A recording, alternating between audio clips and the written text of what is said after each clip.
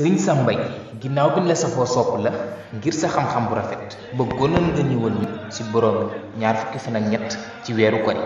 bu ñu dee wax ak njàmbaar ci béréb bi ñu toll ci bis bii suma xel dana dem ci borom bis bi wala Cheikh Abdou Lahad Mbacké. Sëriñ Sam Mbaye kan mooy Cheikh Abdou Lahad Mbacké. muy jëmm yoo xam ne képp kum dajeel da nga topp ci moom boo lëmbeeg bi di nit koo xam ne li nga xam ne noonu la ko shaayir bu waxee rek wa kun rajulan in ataw ba'dahu yaquluuna marra wa hada al-asar. maanaam. nit koo xam ne bu fi jógee ku ñëw gannaawam rek te amul seet da nga ne ah waa jële fii la jaaroon lii mooy jeexitam. ba léegi waxtu boo duggee Tuubaa rek foo gerte da nga gis jeexitam. yonent bi sallallahu alayhi wa sallam nee na xayrukum fi jaahiliyati xayrukum fi islaam ki gën ci yéen te ba ngeen tuubagul mooy gën ci yéen ci ba tey bu ngeen tuubee. Sëriñ Sam Mbaye kooku mooy kan.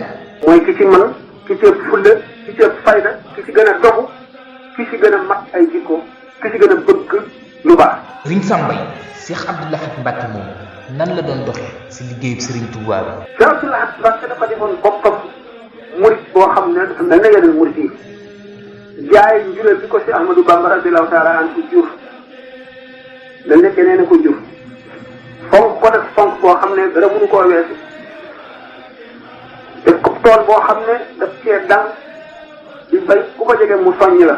kooku di kon royukaay la ñëpp war nañ roy si moom rawatina ñu ndaw ñi nga xam ne fekkwuñ jamono waaye alhamdulillah ban amee ñu mel ni yéen nga xam ne yéen a xam nit ñu baax ñi di wax si ñoom seeni jikko kon nag Sëriñ Sam Mbaye ginnaaw loolu ñu bëggoon nga baaxee lenn rek loo xam ne njariñ lay doon àdduna ak àllaaxira. liggéeyal Sëñ Tuubaa mooy njëriñal àdduna ak àllaaxira ndax nit koo xam ne ku ko sopp rek bu yemal xiyaamee ba nga xam ne ñi texe rek la seen xar kanam di leer ñi ko soppoon rek xar kanamam day leer rawatina kon ku ko liggéeyal daana waxtaan tuuti ci liggéeyal Sëñ Tuubaa ak nañ koy defee incha allah.